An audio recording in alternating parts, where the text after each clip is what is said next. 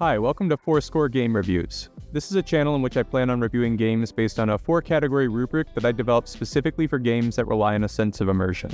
So that would include games in the RPG, horror, and stealth genres, just to pick a few examples.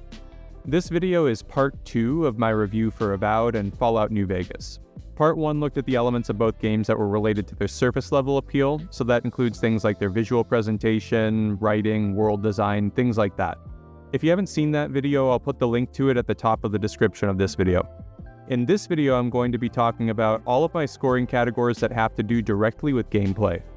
I'll eventually make a proper channel introduction video that really breaks down what all of my scoring categories are and what the thought process behind them is, but until that point, my very first upload starts off with a little bit of a breakdown of what each of these categories are and what the thinking behind them is.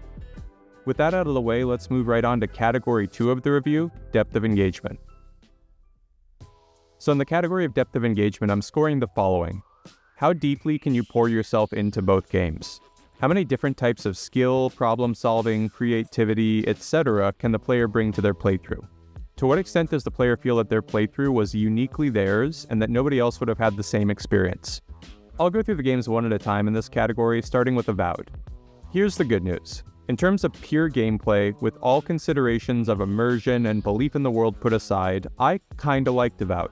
Partly because I just reviewed Skyrim, and partly because there's similar enough games to pull this off, I'm just gonna start with the score that I gave Skyrim and add points in areas where I thought that Avowed offered a deeper gameplay experience. In my previous review, I made the claim that Skyrim is the least engaging game that I would ever claim to have loved. It was the category that I scored the game the lowest in. I ended up giving it a 3 out of 10. Here are my major criticisms. You had no real incentive to take the world seriously. The quest marker system robs you of a sense of agency. The world lacks any real sense of consequence and feels very much like a theme park. And the combat's extremely boring. Essentially, while playing Skyrim, I just felt like I had no incentive to think carefully about what I was doing. Felt like I was just following quest markers the whole time from cave to cave to press the right trigger until I got a chest reward. So let's see how Avowed holds up to the same basic analysis.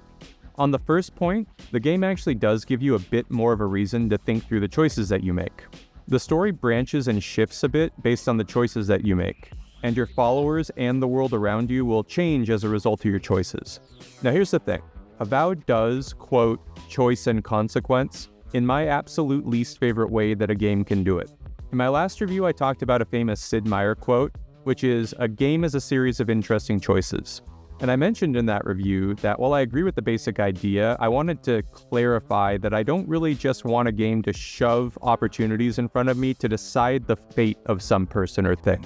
I really wasn't trying to foreshadow my next review by dropping in that comment, but Avowed does choice and consequence in the exact way that I was referring to when I brought up that Sid Meier quote.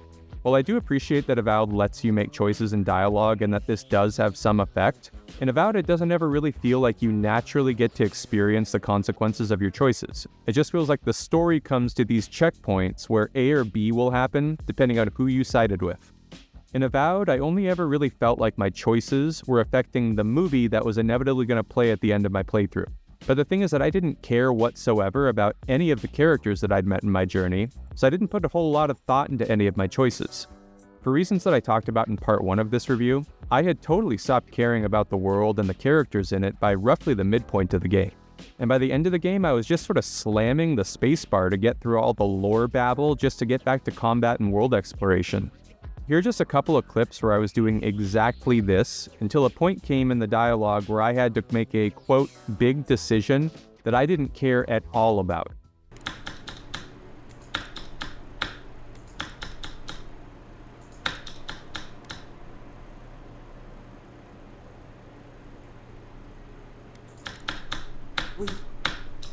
What passes between...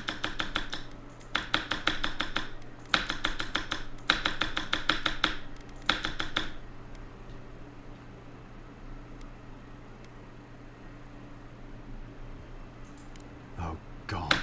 Solace and her warden step. Who are you to be the plan? So what's the plan? No. Oh, we're fighting. Okay. Alright, let's go. These choices seemingly only affected the slideshow that played at the end of the game. In side quests where, quote, choice would come up, it was typically some variant of, do you want to anger person A or person B? But then the fact that one of those two people was mad at me as a result of my choice never really affected me in any serious way. It was always really clear to me what my choices were doing was triggering what sub-variant of the next cutscene would trigger and changing the movie that played at the end of the playthrough. Still, Avowed does do more than Skyrim does in this category and gives you something to think about while you're talking to people. And that will at least bump Avowed's score up by 1 point. So we've now reached 4 out of 10. Next for combat. Combat in Avowed is actually somewhat enjoyable. I didn't find it particularly deep, and I didn't really think I got better at it as I played, but you do get to pick a bunch of different abilities, some of them having area of effect damage, some of them doing single target damage, some healing you, some reviving teammates, and you get to tweak and customize these abilities to fit a personalized playstyle. Doing this in combination with choosing how you want to upgrade your companions and what abilities you want them to use does give you a little bit of a customizable approach to combat. And once you're in combat, you have multiple things to kind of think about simultaneously. You have to think about which of your abilities are the best to use on which enemies, you have to manage your cooldowns, and you have to decide on the order that you want to engage enemies in, as there are different types of enemies with different abilities, and it's important, for instance, to prioritize killing healers if there are any present. Now, I didn't love the combat in this game by any means. It did ultimately end up feeling to me like it didn't make too much of a difference which abilities I leveled up and which ones I used on what types of enemies, aside from the really basic things like, don't use area of effect attacks on single targets. I played as a mage, and my freeze abilities would slow or stop enemies, my lightning abilities would chain through them, and my fire abilities could do lots of damage to multiple targets if they were kind of grouped up. But I never found that it mattered that much what order I used these on or which ones I used on what types of enemies. They all basically did damage. And the combat ultimately boiled down to using my powerful abilities as often as I could use them, and then just spamming the numbers on my keyboard to cycle through my various attack types. Even though it wasn't particularly deep though, this was still far more engaging than Skyrim's combat, so I'll give Avowed another point just for that, bringing it to a total score of 5. So on the topic of agency and world navigation and the quest marker problem that I talked about at length in the Skyrim review, Avowed has the exact same problem to the exact same degree. In Avowed, you just feel like quests boil down to go there, kill the thing, come back, and get the reward. If someone tells you to go find the 5 magical trinkets that they've lost, you'll get quest markers telling you exactly where to go for all of them, and in the end the quest will boil down to walking. Times that you don't get a quest marker, it isn't some interesting problem-solving exercise. The game is basically just telling you to, within a small area, just look everywhere until you found all of the trinkets or doodads. One of the things that's the most fatiguing in any open world game is when you feel as though the developers are just filling it with time-consuming monotony to justify the size of the world that they made. And there's a lot of that feeling in Avowed. For instance, the second that this guy told me he wanted me to find his 3 buddies, the hair on the back of my neck started to stand up. I thought, they're going to be at the 3 farthest away parts on the map that they could possibly be, aren't they? And yeah, they are. This quest is there to make you walk. The bounties are the same thing. They place them all over the place and as far away from each other as they can be, so that the world feels as though it has a reason to be the size that it is. So I won't be awarding Avowed an extra point in this category, but I won't be subtracting one either. So we're still at a score of 5. Lastly, we'll talk about what the game is like when you're just out exploring, on these quests where you're just sort of following the marker and otherwise aren't particularly engaged. Is there engagement to be had in just the world traversal and navigation? And the answer is yes. There are a lot of hidden treasures scattered throughout the world, and if you pay attention while you're exploring, you'll end up with a lot more loot and money in your pockets than if you just blindly charge from marker to marker. Really early into the game, like right as you exit the tutorial, you'll come across this building with a locked door, and the process of getting into that building had some of the decision-making that I really like in immersive sim games. There's clearly some key that unlocks the door that you can find through exploration. Maybe you find it by talking to these guys guarding the front door. Another way you can go about it is to use a consumable item to unlock the door. And then your last option is to just kind of study the environment and do some problem solving. It might occur to you, for instance, that you can pretty easily get on top of the roof of the building, in which case you can find another way of getting it. Now this got me really excited for the rest of the game, but I'm sad to say that this was not a common type of setup for the majority of the playthrough. Most of the hidden treasures or puzzles that I found scattered throughout the game had a single, very obvious solution. However, they were a bit of fun. I did find them consistently, and they broke up the monotony of just walking around and gave me a reason to sort of stay plugged in and paying attention. For this, I'll give Avowed another point in this category, bringing it to a score of 6. I think that this total score is perfectly reflective of my feeling about Avowed's core gameplay depth. I found it slightly above average, and it was really the only element of the game that made it possible for me to make it to the end credits. It wasn't good enough that I'll ever replay the game under any circumstances, but for a single playthrough, it did keep me decently engaged. So now we move on to New Vegas, and oh boy do we have a different story. So on the topic of engagement related to decisions made in dialogue, which allegiances you pick and things like that, New Vegas, like Avowed, will give you a slideshow at the end of the game that tells you what happened to all the characters you met as a consequence of how you dealt with them. I don't mind this in RPGs as long as it feels like a cherry on top. I think that RPGs should always make you, the player, feel the consequences of your choices, and New Vegas does this phenomenally. It brilliantly teaches you this before you leave Goodsprings. I think that most players are going to end up siding with the Goodsprings residents in their struggle against the Powder Gangers, although I do have to say hats off to Obsidian for allowing the player to join the Powder Gangers if they want to. But after you've helped the residents of Goodsprings, the game will basically let you know, like, hey, way to go with this, and congrats and all of that, but just so you know, this isn't a typical game where every time you're offered an opportunity to save a kitten in a tree, you just get an extra reward for helping out. This is a game where you have to make actual choices, and in this instance, you just took a side. You just helped a small town at the cost of angering a gang that really likes chucking dynamite at people that they don't like. In fact, that's basically the point of the gang. So hey, in fairness, just so you know, the entire remainder of your playthrough is going to be a little bit more explosion-y than it otherwise would have been if you just ignored this quest. I love this. I absolutely love this. It's an actual choice. Yes, it does affect the slideshow that plays at the end of the game, but that's the cherry on top. In taking sides against the Powder Gangers, you for one severed your ability to experience a lot of quest lines. And also, you now have to deal with the fact that a violent gang doesn't like you very much for the rest of your playthrough. And this comes up over and over again in New Vegas. For instance, you might, through the course of your playthrough, discover the hidden bunker of the Brotherhood of Steel, and if you do, you'll be greeted by 3 armored soldiers who will tell you to give them all of your stuff and come quietly, or they'll shoot you. Okay, decision time. First of all, can you defeat 3 soldiers in power armor on your own? Second of all, do you want to see what quest this faction might offer you? Because if you start a gunfight with these folks, even if you just run away once it starts, they're not going to be willing to kiss and make up the next time you stroll right in. You're going to be on their naughty list forever, and you won't get to meet any of the characters in the faction, do any of their quests, you won't get to play their little find the computer virus minigame, you won't get any of their faction-specific rewards, etc. Here's another example. At a certain point, you'll find the Helios 1 facility in the game, and you'll have the opportunity to restore the solar array to proper working order. This restores the station to its full productive capacity in terms of energy. As the person who got everything back up and running, you get to choose where the newly restored energy will get directed. You can make this decision purely in terms of your own morals, in terms of where you think that the energy would be the best directed in terms of how it improves people's lives, or you can choose in terms of what benefits you want for yourself as the player. And in both cases, there isn't a super obvious answer. I chose to go with the option that gave me the greatest benefit with the followers of the apocalypse because I'd been playing a sort of rugged survivalist character who had poor medical training, and I really relied on food that I cooked or fruits that I found out in the world to restore my health.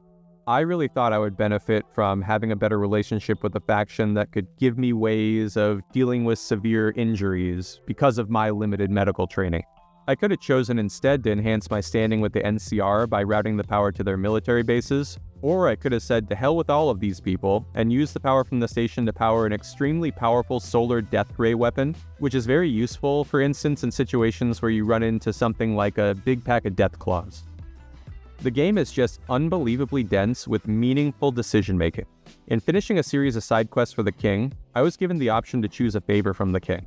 There are a couple of them that would have benefited me right then and there, but that would have consumed the favor that I was owed. I also had the option to join the kings, which I'm assuming would have opened up quest lines that otherwise wouldn't have been there for me. But I decided to just let the king owe me a favor. I wanted to use my one request on something juicy, and I knew from past experience that based on which main faction you want to side with in the main story, there are ways that you can use this favor to get the king to help you in the final conflict.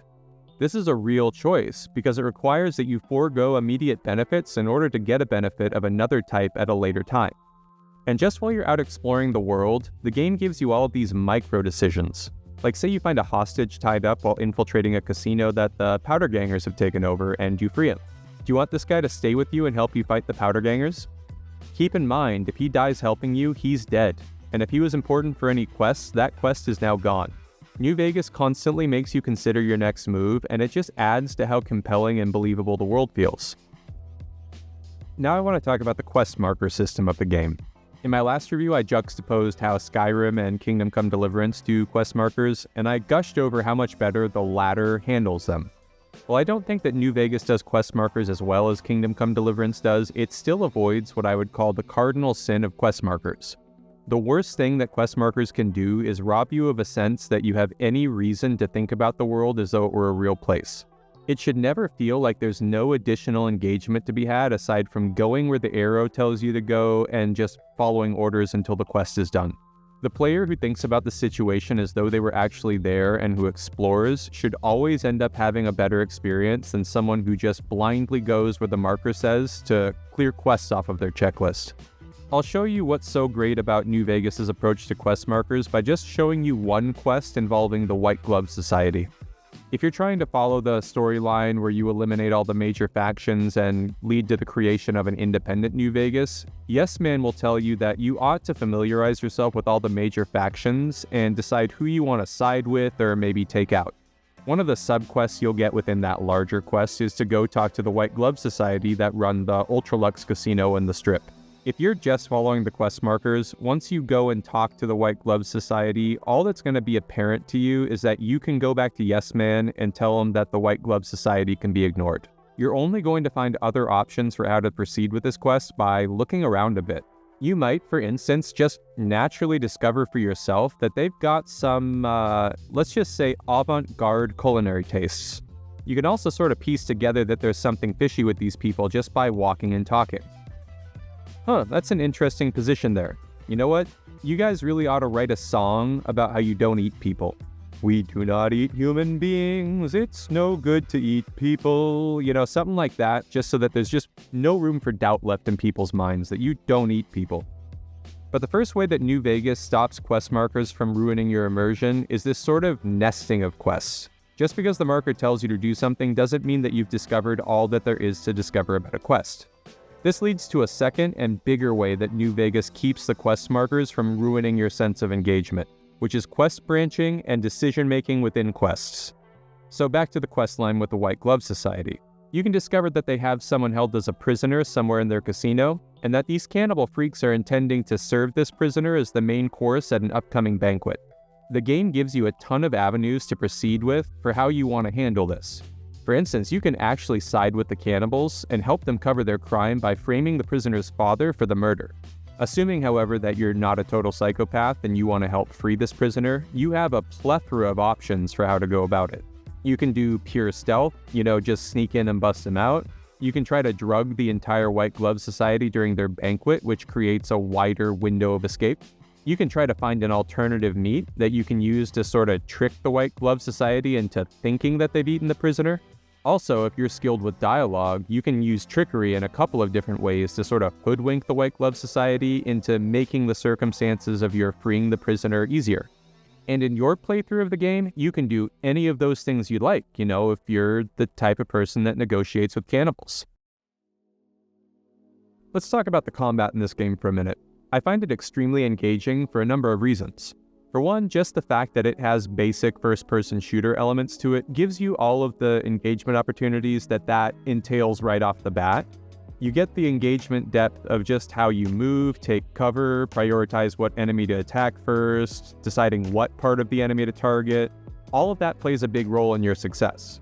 You can enhance your chances of defeating an enemy by taking into account how the terrain's going to affect the outcome. For instance, you might see an opportunity to use high ground or cover to strategically increase your chances of prevailing. But where this level of engagement just absolutely skyrockets is where it ties in with the resource conservation elements of the game. The best choice of how to proceed in any combat encounter is not just a matter of which of your weapons does the most damage. It ends up being this fairly complicated problem to solve. For instance, if you're in a shootout with some great cons, with a lot of them in a small area, and you have a lot of 9mm ammo, do you want to use the pistol that does more damage per shot, or your SMG that does less damage per round, but has a higher damage output per unit of time? The right choice here is going to be a complicated one, and is going to involve things like how much ammo you have, how many other types of weapons you have that could fill the same role, what type of survivability you and your followers have, etc. For me, the best choice was to use the SMG, because I really needed to reduce the number of enemy combatants as fast as I could, since my survivability was low. And you just constantly encounter this level of decision making in the game. Say you have the high ground, and there's a bunch of enemies clustered together below you. Even if you have no point investment in explosives, if you have some on you, this is a golden opportunity to use them, if for no other reason than to conserve your ammo for your weapon of choice for later encounters when you might not have this environmental advantage. Let's say you're exploring a vault full of ghouls. Well, in that case, the narrow corridors of the vault, coupled with the fact that this enemy type has to be in melee range to do damage to you, makes this a perfect situation to clear some frag mines that you've been carrying out of your inventory.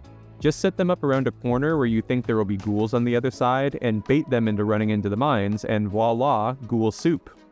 This same idea applies anytime you think you might be able to get an enemy to chase you. You can either set booby traps along the way for that enemy to run into as they chase you, or you can switch to a weapon that would be ineffective at your current engagement distance, and then run to a more enclosed space where it'll be more effective, and wait for the enemy to chase you into a death trap.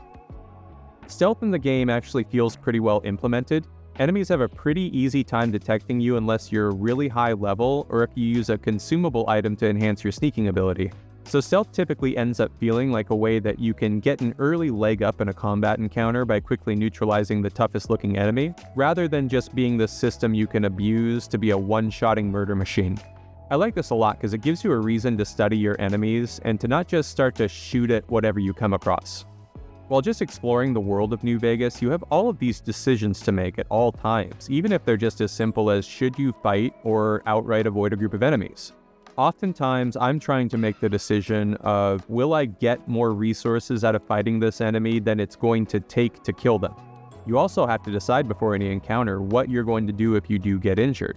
Do you have stim packs or doctor's bags on you? Because if not, an injury means that you're going to be taking a trip to the nearest doctor.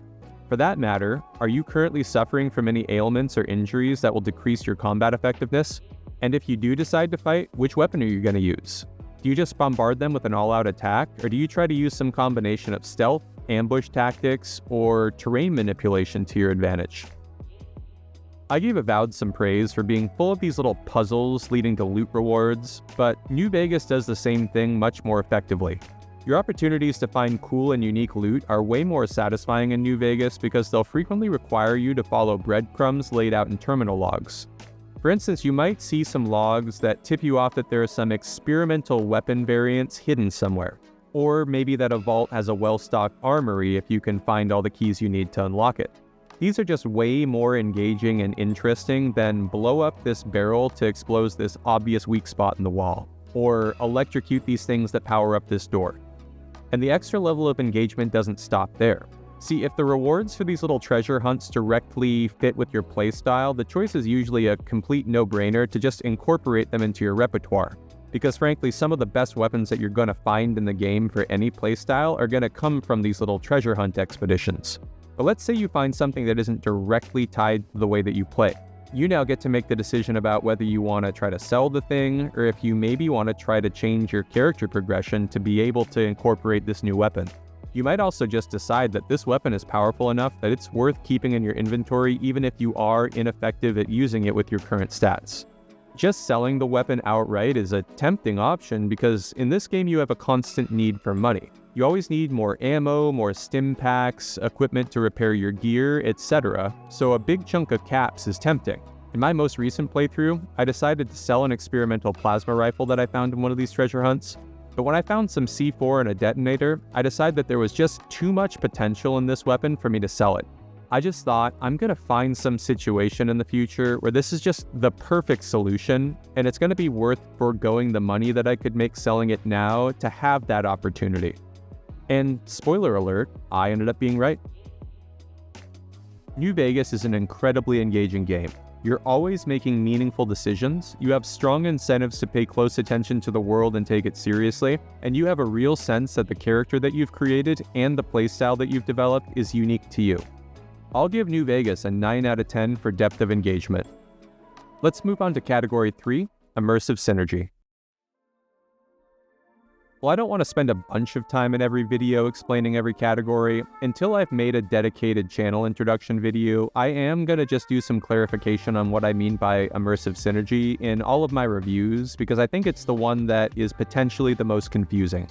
This category is referring to times in the game that your sense of immersion is greater than the sum of what you get from just the gameplay and just the surface level elements of the game. A great example of this can be found in horror games. The surface elements of the game would be things like how scary the monster looks and sounds, and the gameplay elements would be what tools do you have for dealing with the monster, either be it fighting it, hiding from it, etc.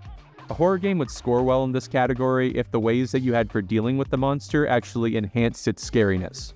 So for instance, if the game had a sound-based detection system, that would enhance the scariness of the monster because you'd constantly be thinking about what the monster might be able to hear, which in your mind is making the monster more real than it would otherwise be.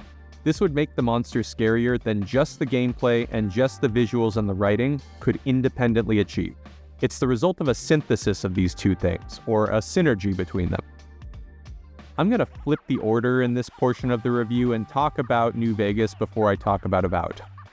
So let's start with New Vegas. My playthrough is full of examples of my immersion in the game being more than the sum of what the gameplay and what the surface elements of the game independently contributed. A lot of the levels of decision-making that I just talked about in the section on depth of engagement also interact very well with your character development and how you choose to level up over the course of the game.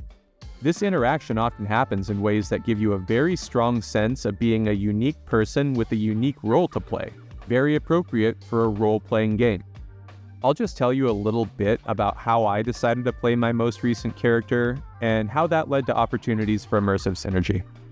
I decided to play as sort of a crafty survivalist character. I chose stats and skills that gave me high stealth, decent lock-picking ability, and good survival, firearms, and repair skills, with the thought being that I could keep myself nourished and my gear and fighting condition relatively inexpensively.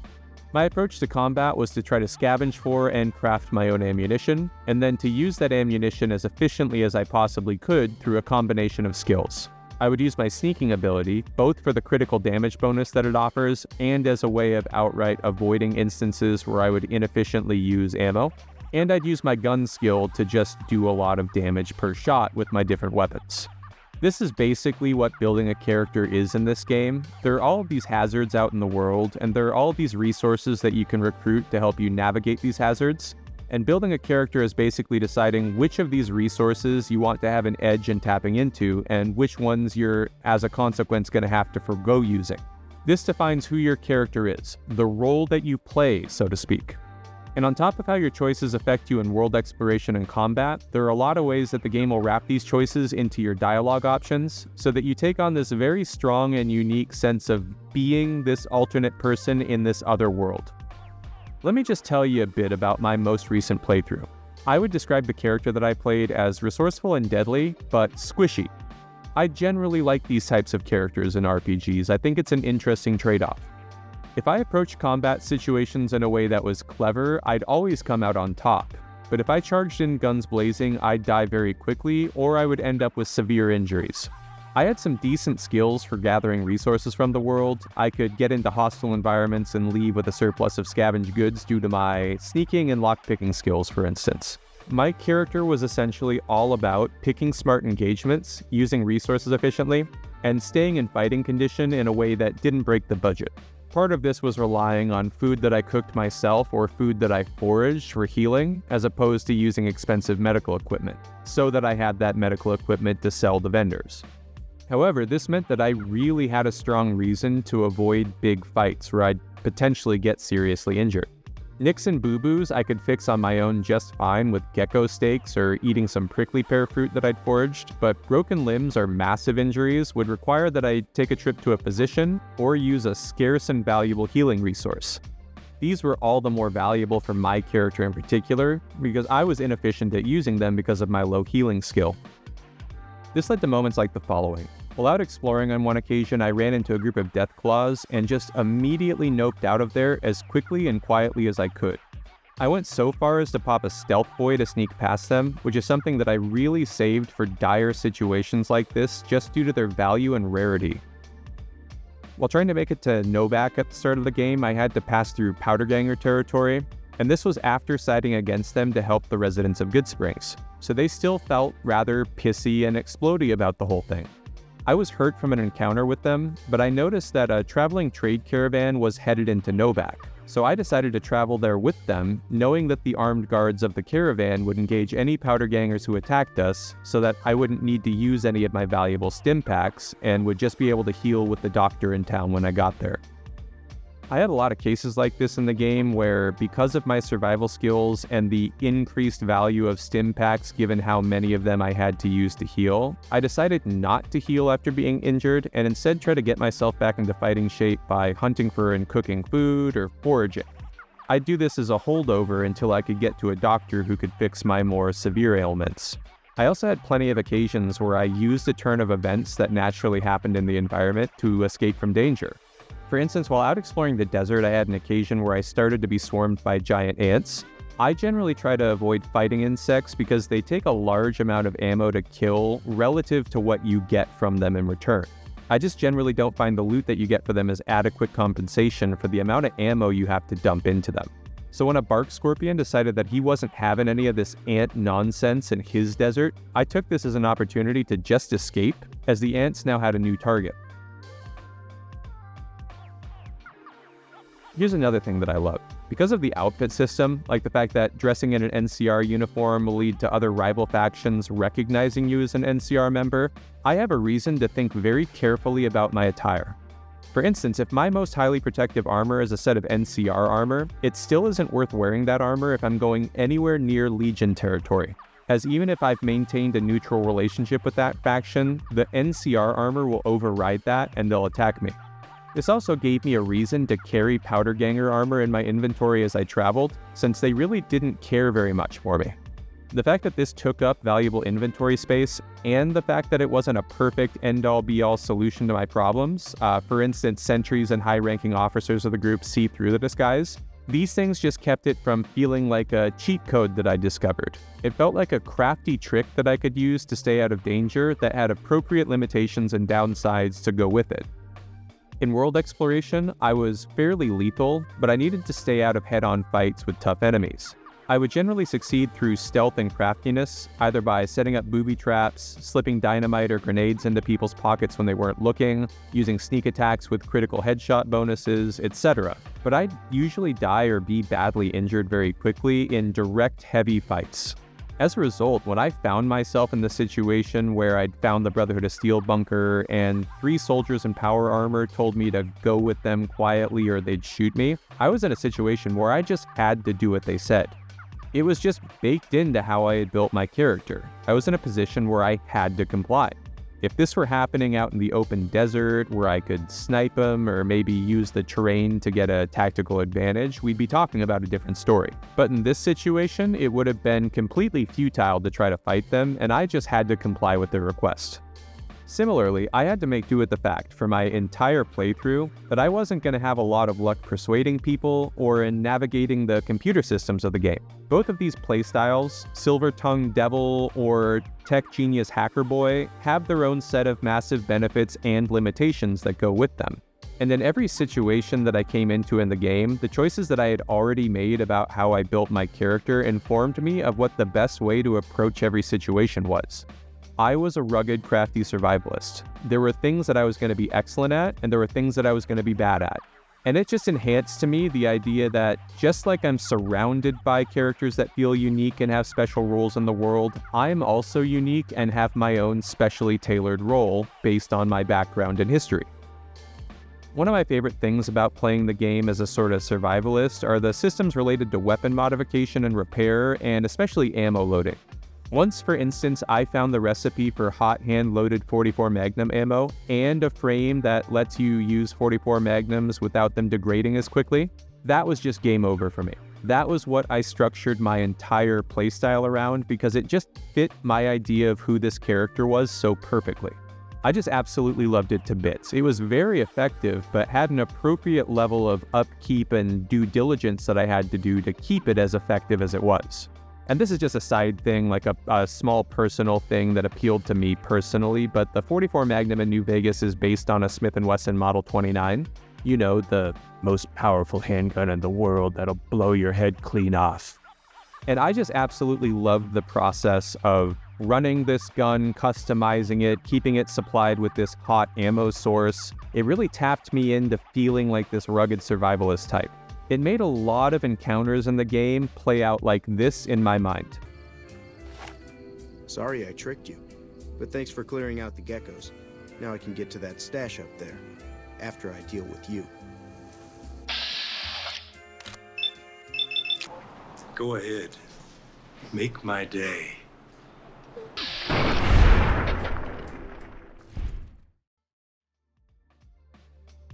In general, throughout my playthrough, there were a lot of examples that came up where my sense of being this rugged survivalist guy I'd created was much stronger than just the surface elements of the game or just the gameplay would have separately done.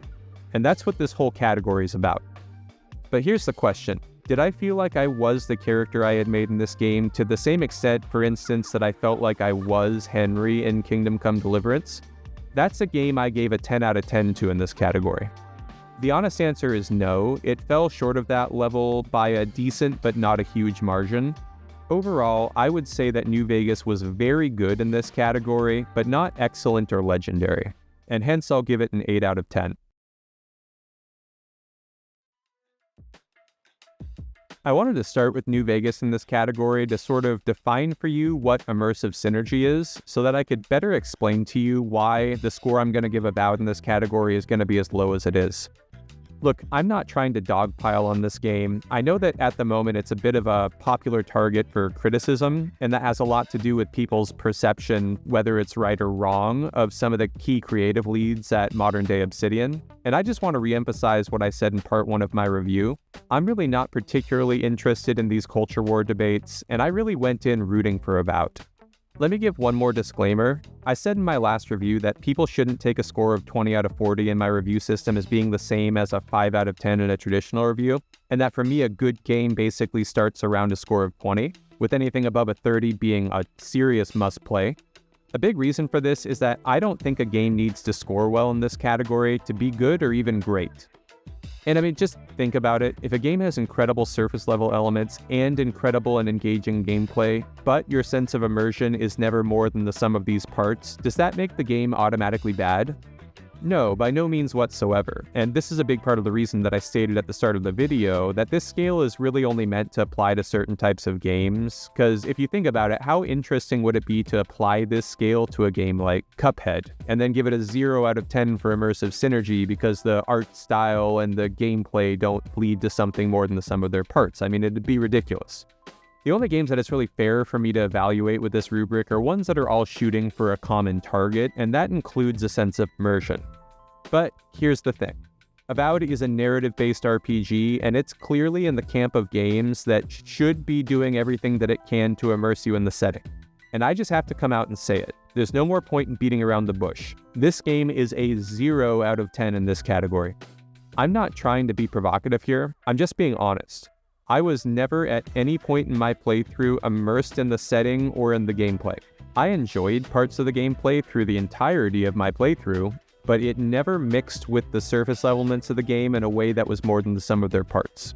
And I never at any point had any sense whatsoever when I played Avowed of being my character. I felt like the game was just swapping back and forth between sections where I hunted for treasure, where I was told a story and fed lore through dialogue, and where I fought enemies by spamming the numbers on my keyboard. These experiences felt like they were totally isolated from one another, and they never built into a greater whole for me. If Avowed had some sort of system where your alliances or your standing with different groups of people in the game really affected you mechanically, then this would be an opportunity for immersive synergy, as you'd have a reason to carefully think through what you say to people in the world, which would enhance your belief in those people. But there was nothing like this that I found in the entirety of the game. The choices that I made only seemingly affected the cutscene that I got at the end of the game. Character building never sucked me in the slightest. The choices boiled down basically to, do I want to do more lightning damage or more fire damage? And I frankly don't know if the choices that I made really ended up making a difference. At the end of the day, I just felt like my stat increases made me do more damage, and I think I'd have had basically the same playthrough had I made completely different choices. If you haven't watched part 1 of this review, I gave Avowed a score of 4 out of 10 in the category of Strength of Illusion. This would sort of be the component of immersion that's due to the surface elements of the game, like the visuals and the writing and world design. You can roughly think of Immersive Synergy as the component to immersion that is due to gameplay. So the sum of the scores in the 2 immersion-related categories for Avowed would be a 4 out of 20, which is very squarely in the bad range of my scale. It does way too much right with its visuals and its world design to be called awful, but the entire time that I played through this game, I was not immersed in it in the slightest. This would be recoverable for some types of games where immersion isn't so important, but Avowed is an RPG. Immersion is very much the point. And that's painful for me to say because, again, I was rooting for the game and I have historically loved Obsidian games, but it's the honest-to-God truth. Let's move on to the final category of this review, which is Seamlessness. I love that I get to end on a positive note for Avowed. To summarize what I'm scoring here, it's basically how frequently or how severely the experience dragged to a halt or your immersion is broken by problems that you experienced along the way. These problems can be performance-related, due to bugs or glitches, or just the result of poor design, like game imbalances, cheap gimmicks being used as a substitute for difficulty, etc. And I have to be honest here, Avowed was a fairly seamless experience. Now, here's a bold texted asterisk, for me. I heard some early reviewers claim that it was sort of a broken mess for them, and I don't really know if this had to do with the version of the game that they were playing being an earlier version than the one that I played that didn't have a lot of kinks worked out. But for me, it ran and played smoothly more or less the whole time, and I encountered very few snags along the way. I ran it with DLSS turned on, ray tracing enabled, and medium to high settings, and I got somewhere around 120 FPS with really no noticeable slowdown or stutter. I think that maybe during the climactic end battle where there's just a lot of enemies clustered together, it probably did chug along a little bit, but aside from that, it was buttery smooth for the most part.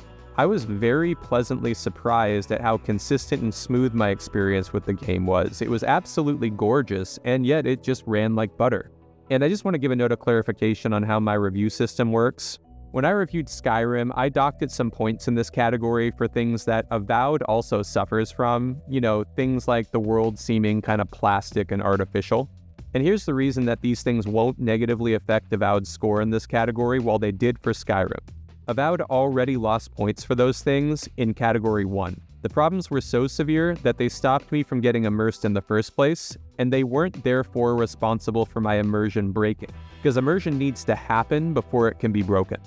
A sort of double jeopardy rule applies for me in my review system, and a game will never be penalized in 2 different categories for the same problem. Although my experience with Avowed was smooth, I can't, however, say that it was truly seamless. There were some cases, especially early on, where I was really let down by the writing of the dialogue lacking very clear options for things that the player would very sensibly want to say. For instance, you meet a character who's locked in a jail cell during the prologue area, and your sidekick is pretty convinced that this person's some sort of criminal and you should have your guard up. If you explore a little bit more, you'll find a note written by one of her jailers that confirms that she's definitely concealed some information from you and is most likely some kind of smuggler. So I thought that it would make perfect sense to go back to her and tell her that as a precondition of my freeing her, she needed to spill the beans and tell me what she'd been withholding. After all, I don't want to make the mistake of letting somebody out of jail who might betray or cross me. What if, for instance, she just bolted from where she was to where she knew her boat was docked, and then I had have blown that as an option for escaping from the island?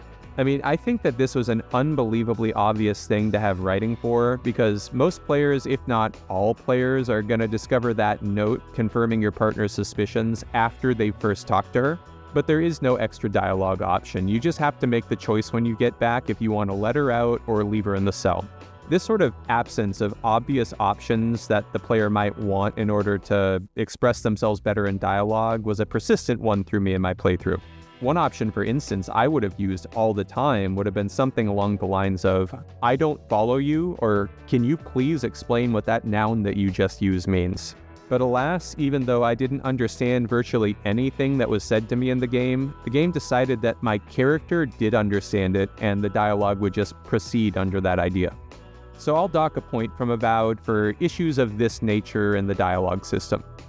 Also, this game is not immune from the type of general open world jank that makes you occasionally have to load an earlier checkpoint because you're stuck at some loading screen or you've fallen out of bounds and you can't get back. These problems weren't super common by any means, but they were noticeable when they happened, and they were annoying in the sense that they often meant that I had to load an earlier checkpoint and then I would lose progress and have to redo areas I'd already beaten. But overall, Avowed was, for me, a surprisingly smooth and snag-free experience. I'll give it an 8 out of 10 in this category, which is nothing to sneeze at. In fact, this is the single category in which this game is going to outperform New Vegas. I don't have anything very elaborate to say about New Vegas in this category. In my review of Skyrim, I gave that game a 7 out of 10 in this category, citing open world jankiness and details that made the world feel kind of fake or artificial as the reason that I docked it points. Well, here's my review for New Vegas in this category. The issues that I had with world believability in Skyrim aren't a problem at all in New Vegas, but the baseline level of just open world jankiness is a good amount more severe in New Vegas than it was in Skyrim. I'm talking about things like pop-in, floating grasses, and whatever this is. It was a jankier experience than Skyrim was by a decent margin. I would honestly say that the differences between these two games in this category about perfectly cancel each other out. New Vegas is a more believable and viable world by about the same margin that it's also a more technically janky and buggy experience, such that I think it just deserves the same score that Skyrim got, which is a 7 out of 10. I'm really, really glad that this review gave me an opportunity to replay New Vegas. It had been 4 or 5 years since I last played it, and I was really starting to miss it. I was thinking about it more and more as I'd go about my day, just whistling jingle, jangle, jingle to myself as I walked around, which is usually when I know it's been too long since I played New Vegas. I also wanted to play this game in the first year of my running this channel to establish something about my review system. You know how, for instance, everyone gets mad at IGN whenever they review anything below a 9 out of 10? Like that basically there are 3 scores a game can get. Like a 9 is good, a 10 is great, and 8 or below is bad. I gave the disclaimer in my first video that high scores in my review system are going to be really rare, and that there probably won't ever be a perfect 40 even if I run this channel to the day I die. New Vegas is a game I was so eager to review, for one because I love it, but also because it points out how I want my score system to be perceived pretty well. This is one of my absolute favorite games of all time, and yet it's scoring in the low 30s. And that just drives a point home for me that I think is going to be important. When I tell you that to me a game is above a 30, I'm telling you that you're basically an idiot if you haven't already played this game. A game for me that goes above a 35 and enters what I'd call unicorn territory is something that I just suggest you stop playing whatever you're playing right now and play instead. If you're playing Avowed right now because it's on Game Pass and you haven't played New Vegas, I just want to point out that New Vegas is also on Game Pass. With its score of 32 out of 40, this is the first game I've reviewed that earns must-play status through virtue of its overall score, as opposed to getting a perfect 10 out of 10 in a single category, as both Skyrim and Kingdom Come Deliverance did. This is a special, special game, one that occupies a huge amount of space in my mind.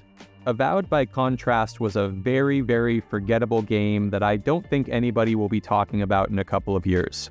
On my scale, it gets an 18 out of 40, which puts it at the upper end of average. But again, I think it's worth pointing out that the places that it did really badly are the areas related to immersion, and that's a really bad place for an RPG to underperform.